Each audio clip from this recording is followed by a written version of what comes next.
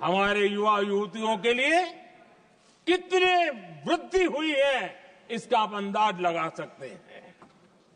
आदरणीय अध्यक्ष जी,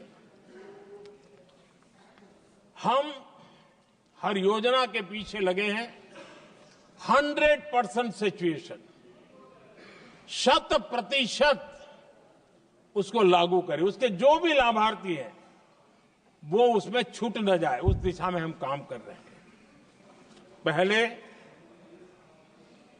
ताकि हम चाहते हैं कि जिसका हक है उसको मिलना चाहिए, अगर योजना है उसका हक है तो उस तक पहुंचना चाहिए। 1 रुपया और 15 पैसा वाला खेल नहीं चल सकता। लेकिन कुछ लोगों ने क्या किया, मॉडल ही ऐसा बनाया कि कुछ ही लोगों को दो, औरों को तड़पाओ और तुष्टीकरण की राजनीति करो। देश विकसित भारत बनाने के लिए तुष्टीकरण से मुक्ति पानी होगी।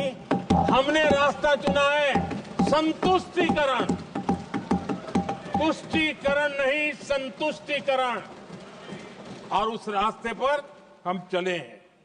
हर समाज, हर वर्ग के लोगों को बिना भेदभाव के जो उसके हक का है वो उसको मिलना चाहिए। ये है संतुष्टीकरण।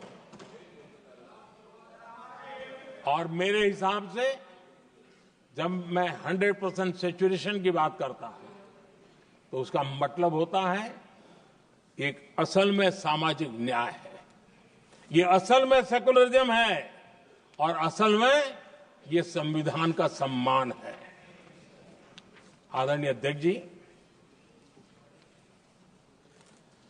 संविधान की भावना है सबको बेहतर स्वास्थ्य मिले, और आज कैंसर डे भी है। देश भर में और दुनिया भर में आज हेल्थ को लेकर के काफी चर्चा भी हो रही है। लेकिन कुछ लोग हैं जो गरीब को, बुजुर्गों को आरोग्य की सेवाएं मिले उसमें अड़ंगे डाल रहे हैं, और वो भी अपने राजनीतिक स्वार्थ के कारण। आज आयुष्मान से देश के 30,000 अस्पताल जुड़े हैं और अच्छे स्पेशलाइज्ड प्राइवेट अस्पताल जुड़े हैं जहां आयुष्मान कार्ड वाले को मुफ्त इलाज मिलता है। लेकिन कुछ राजनीतिक दलों ने अपने संकुचित मानस के कारण, कुनीतियों के कारण गरीबों के लिए इन अस्पतालों के दरवाजे बंद करके रखे हुए हैं, और इसका नुकसान कैंसर के मरीजों को उठाना पड़ा है। पिछले दिनों पब्लिक हेल्थ जर्नल लैंसेट की स्टडी आई है। उसका कहना है कि आयुष्मान योजना से समय पर कैंसर का इलाज शुरू हो रहा है। सरकार कैंसर की जांच कराने के संबंध में बहुत ही गंभीर है, क्योंकि जितना जल्दी जांच हो, जितना जल्दी ट्रीटमेंट शुरू हो, हम कैंसर पेशेंट को बचा सकते हैं। और लैंसेट ने आयुष्मान योजना को क्रेडिट देते हुए कहा है कि भारत में इस दिशा में बहुत बड़ा काम हुआ है।